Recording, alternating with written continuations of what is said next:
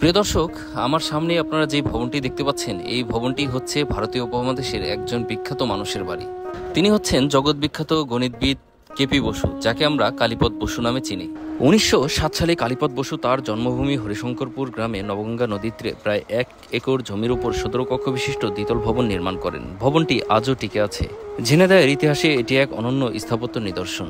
বাংলা ভাষা ও সাহিত্য যেমন বিশ্বে গৌরবের জায়গা দখল করে আছে, তেমনি গণিতেও এই মাটির সন্তান রেখে গেছে অনন্য অবদান। তার মধ্যে অন্যতম হল অধ্যাপক কালীপদ বসু বা কেপি বসু।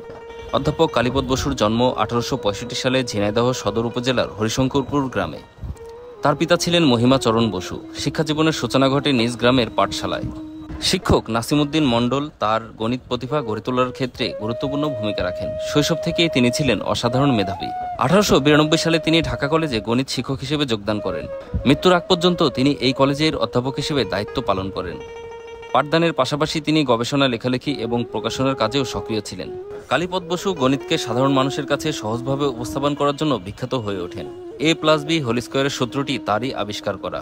ইউরোপীয় বইয়ের জটিল বিষয়গুলো তিনি প্রাণচঞ্চল ও সহজ ভাষায় ব্যাখ্যা করেন। অসংখ্য নতুন অঙ্ক উদ্ভাবন করে গণিতকে আরও সমৃদ্ধ করেন। গণিত চর্চার পাশাপাশি তিনি প্রকাশনা শিল্পেও অবদান রাখেন। কলকাতায় প্রতিষ্ঠা করেন কেপি বসু পাবলিশিং কোম্পানি। এর মাধ্যমে গণিতসহ বিভিন্ন শিক্ষামূলক বই প্রকাশিত হয়ে শিক্ষার্থীদের জন্য সহজলভ্য হয়।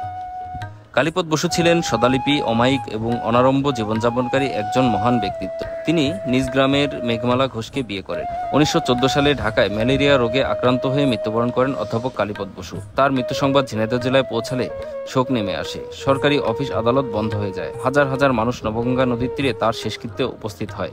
ঝিনাইদহ শহরে তার স্মরণে একটি সড়ক নির্মাণ করা হয়েছে।